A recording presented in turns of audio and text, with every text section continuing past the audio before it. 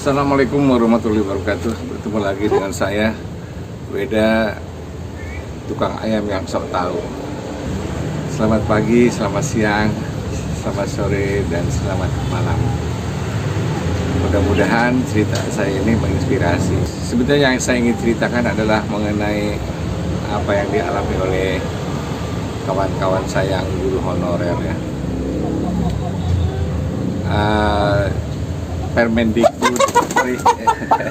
Permendikbud nomor 38 itu mengisyaratkan bahwa guru-guru honorer bisa diangkat menjadi P3K atau jadi CPNS. Ini syaratnya tuh cukup lumayan berat ya.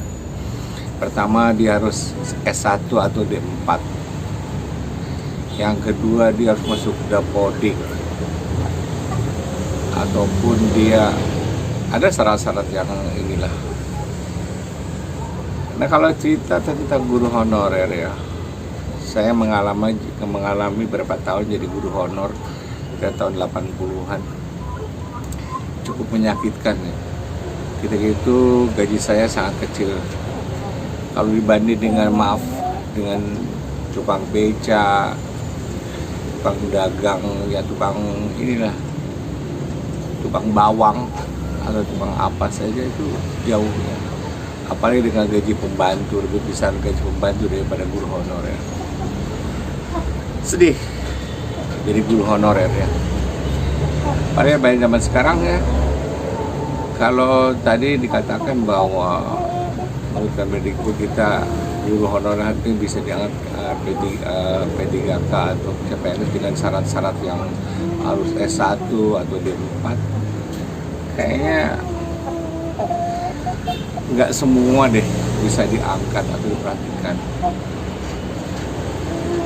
Kita bandingkan saja dengan anak STM yang baru lulus ya. Kerja di bengkel itu dia pendapatan sehari 150.000, sebulan 4,5 juta. Dan guru honorer itu paling besar 2 juta, itu udah top.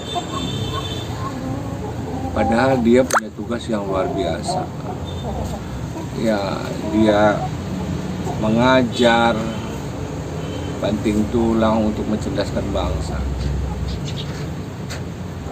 Masa sih kalau kita bandingkan pendapatan guru honorer dengan yang lain itu memalukan gitu. Apa negara nggak malu gitu ya dengan memperlakukan guru honorer seperti begitu? Saya sampai sekarang resah gitu ya, walaupun sudah pensiun, karena pengalaman gitu ya, pengalaman. Hanya kebetulan saja waktu itu saya diangkat jadi pegawai negeri. Tapi sebelumnya ya sangat susah.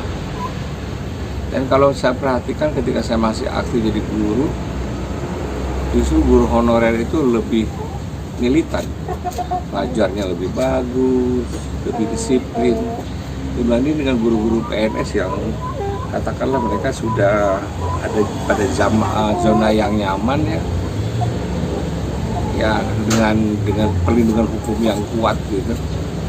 Ya kadang-kadang juga banyak ya, tidak sedikit guru-guru PNS yang malas.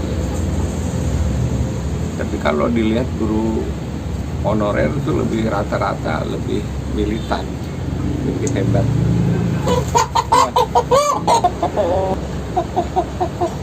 Justru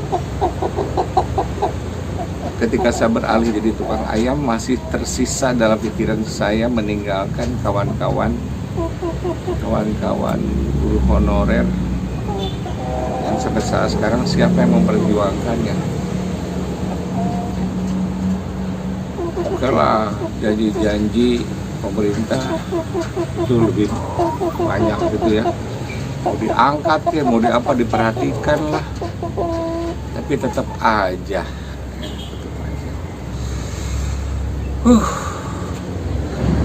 Dunia pendidikan ini nggak bisa yang namanya maju bila mana belum bisa menghargai guru-guru. Apalagi kalau kita lihat sekarang aturannya seperti itu, pertanyaannya bagaimana dengan guru-guru yang di strata paling bawah, yaitu dasar, itu guru-guru TK, guru PAUD, guru-guru SD.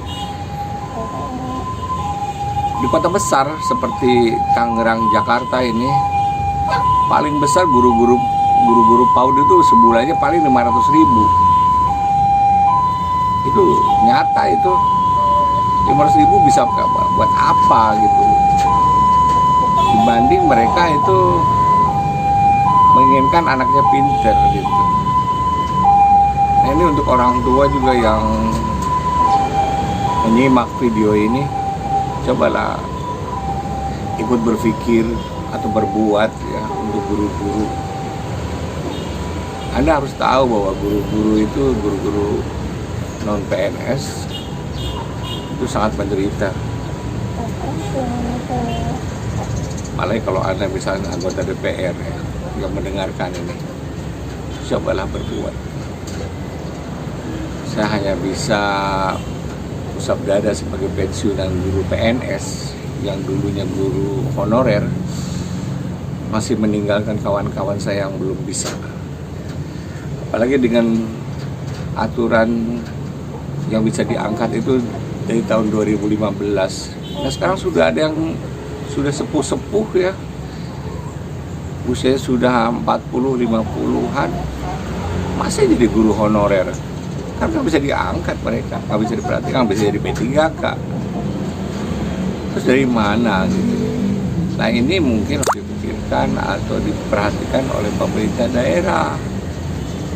Sertifikasi gimana? Tidak semuanya guru honorer bisa. Dia harus ngajar di sini berapa tahun, tapi dia karena banyaknya guru honorer pindah-pindah. Di sini tidak dipakai. Kenapa tidak dipakai? Karena memang posisinya lemah gitu. Posisinya sangat lemah. Tinggal kita merenung saja. Tukang ayam ini semakin lama ya semakin resah gitu, masih memikirkan kawan-kawannya. Tapi saya tidak bisa berbuat apa-apa selain saya bicara di YouTube ini. Nah, itu mudah-mudahan saja apa yang dilakukan oleh guru-guru honorer dengan imbalan yang kecil tadi mendapatkan berkah dari Allah. Tidak dapat di sini ya di sana lah.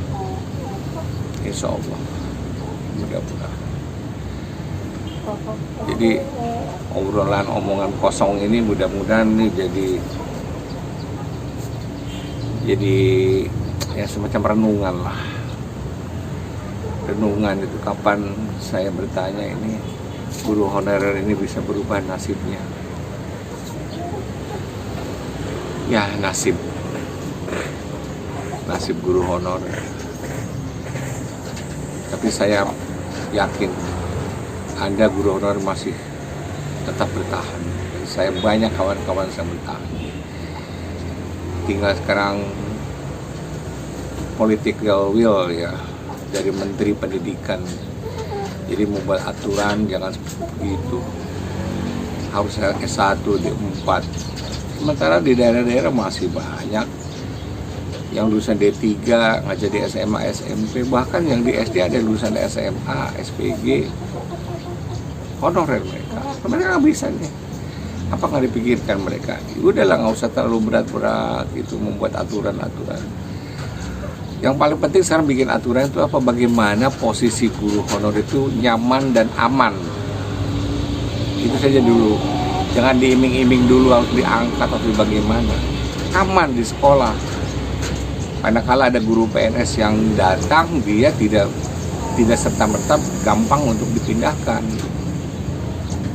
Itu saja yang harus dipikirkan. Dan ini mungkin kalau pemerintah pusat tidak bisa menanganinya, pemerintah daerah lah. Sekarang untuk mendapatkan pengakuan jadi honor daerah aja agak sulit ya.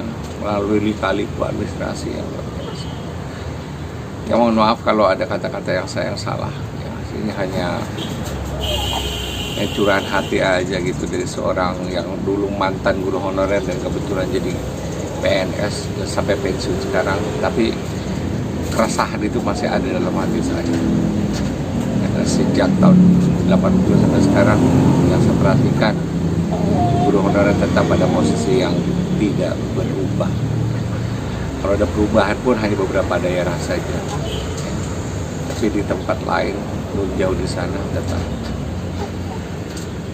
Oke, jadi saya cukup sekian. Terima kasih atas perhatiannya. Tukang ayam yang sok tahu beda, undur diri.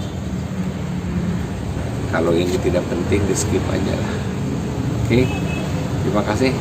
Wassalamualaikum warahmatullahi wabarakatuh.